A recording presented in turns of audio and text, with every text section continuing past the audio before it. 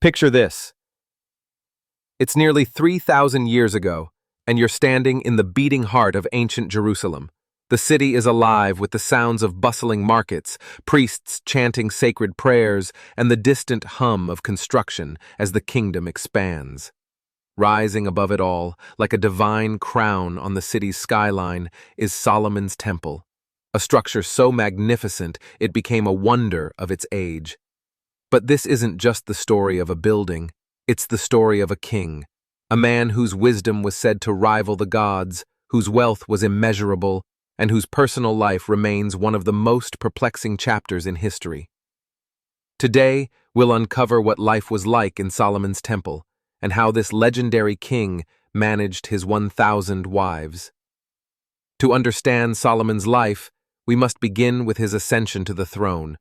Solomon wasn't the oldest of King David's sons, but he was chosen by David, and according to biblical tradition, by God himself.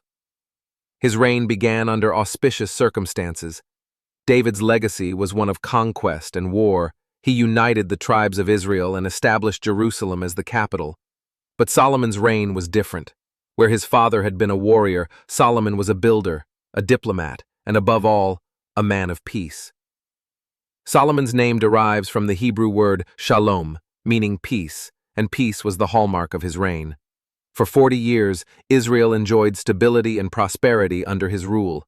But Solomon's peace wasn't just the absence of war, it was a carefully orchestrated balance of diplomacy, trade, and alliances. And at the center of it all was Solomon himself, a man gifted with unparalleled wisdom. Solomon's wisdom is one of the most famous aspects of his story.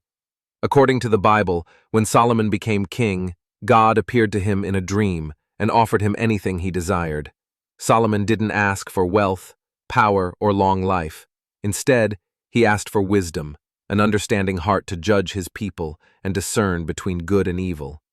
This selfless request pleased God, who not only granted Solomon unparalleled wisdom, but also blessed him with riches and honor beyond measure.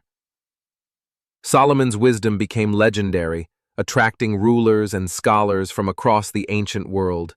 The Queen of Sheba, for example, traveled over 1,000 miles to test his intellect, bringing with her a caravan of treasures. When she arrived, she was so impressed by Solomon's knowledge and the splendor of his court that she declared, "The half was not told to me." One of Solomon's first and greatest achievements as king was the construction of the temple, an undertaking that would define his legacy for centuries to come. The idea of building a house for God wasn't new. Solomon's father, David, had dreamed of it, but it was Solomon who turned that dream into reality. The Bible tells us that construction began in the 4th year of Solomon's reign and took 7 years to complete. But this wasn't just a building. It was a masterpiece of engineering, art, and faith. The materials used were the finest available. Cedar wood was imported from the forests of Lebanon, quarried stones were cut to precise measurements, and the interior was overlaid with pure gold. The temple was adorned with cherubim, palm trees, and open flowers, all crafted with intricate detail. The Holy of Holies, the innermost sanctuary, housed the Ark of the Covenant, and was considered the dwelling place of God's presence. The temple wasn't just a religious center, it was a political and cultural symbol.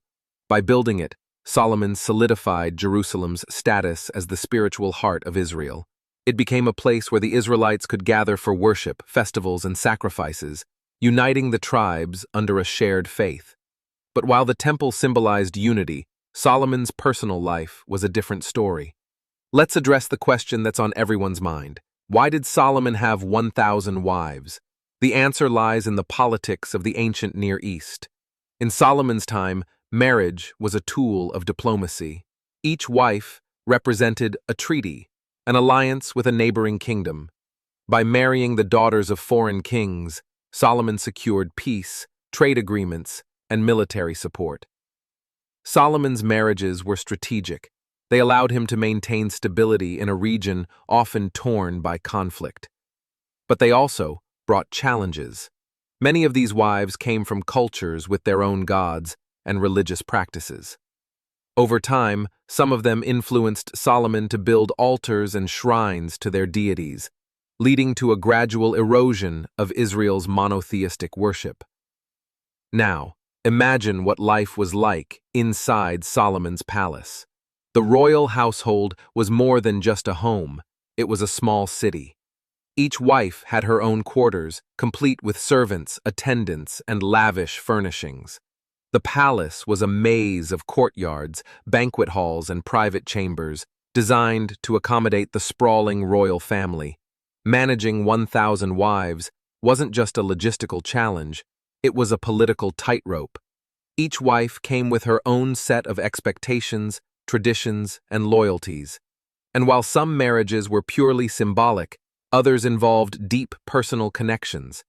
Balancing these relationships required a level of diplomacy and patience that few could manage. Despite his wisdom and success, Solomon's reign wasn't without its challenges. His vast wealth came at a cost. The construction of the temple, the palace, and other projects required heavy taxation and forced labor, which led to growing discontent among the people.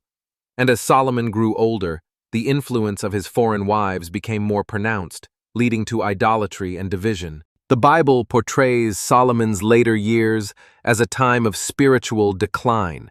His heart was turned away from God, and he began to worship the gods of his wives. This led to God's judgment, and the kingdom that Solomon had worked so hard to build was destined to be divided after his death. Solomon's temple stood for nearly 400 years, serving as the spiritual and cultural heart of Israel. It was destroyed by the Babylonians in 586 BCE, but its legacy endures.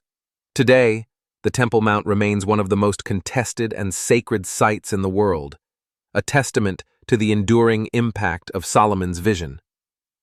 Solomon's story is a complex tapestry of wisdom, ambition, and human frailty.